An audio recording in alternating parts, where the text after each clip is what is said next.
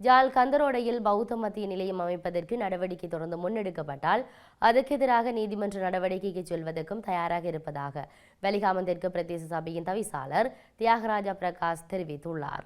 யாழ் வலிகாமம் தெற்கு பிரதேச சபையின் மாதாந்த அமர்வு சபையின் தவிசாளர் தியாகராஜா பிரகாஷ் தலைமையில் நடைபெற்றது. இதன்போது குறித்த முடிவு எடுக்கப்பட்டுள்ளது. தவிசாளர் மேலும் தெரிவிக்கையில், யாழ் வலிகாமம் தெற்கு பிரதேச சபைக்கு உட்பட்ட கந்தரோடை பகுதியில் அமைந்திருக்கும் தொல்பொருள் திணைக்களத்துக்கு சொந்தமான இடத்தில் பௌத்த மக்கள் தொடர்ச்சியாக பார்வையிடுவதற்காக வந்து கொண்டிருக்கின்றார்கள். குறித்த பகுதியில் பிக்கு ஒருவர் காணி ஒன்றை கொள்வனவு செய்து பௌத்த மத்திய நிலையம் ஒன்றை அமைக்கும் முயற்சியில் ஈடுபட்டுள்ளார். அதற்காக பொதுமக்களிடமிருந்து நிதி வசூலிப்பு செய்கின்ற ஒரு பெயர் பலகையும் அந்த இடத்தில் வைக்கப்பட்டிருக்கின்றது. சட்டவிரோத கட்டடத்துக்கு எதிராக நடவடிக்கை எடுப்பதன் முதற்கட்டமாக அவருக்கு அறிவித்தல் வழங்கப்பட்டிருக்கின்றது. குறித்த பகுதியில் கட்டட நிர்மாணத்தை நிறுத்துமாறு என்னால் பிரசுரம் ஒட்டப்பட்டுள்ளது.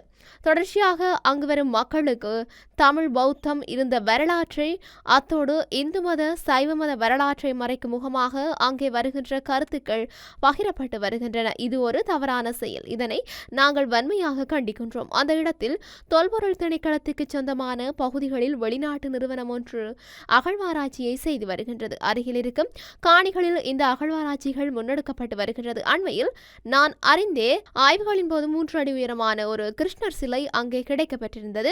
அதனை மூடி மறைத்து குறித்த பகுதியில் ஆய்வுகளை மேற்கொள்ளாமல் வேறு இடங்களில் ஆய்வுகளை மேற்கொண்டு வருகின்றார்கள். இந்த பௌத்தமயமாக்கல் என்பது எங்களுடைய பிரதேசத்தில், அதாவது தைட்டியை போல மீண்டும் கந்தரோடையிலும் தொல்லியல் திணைக்களத்தின் அனுசரணையுடன் தற்போதைய அரசாங்கமும் பௌத்தமயமாக்கலை எமது பிரதேசத்தில் அமுல்படுத்த நினைக்கின்றது. இந்த நடவடிக்கைகளை நாங்கள் ஒருபோதும் அனுமதிக்க மாட்டோம். அதற்கு எதிராக நீதிமன்ற நடவடிக்கைகளுக்கு செல்வதற்கும் நாங்கள் தயாராக இருக்கின்றோம் என்று தெரிவித்துள்ளார்.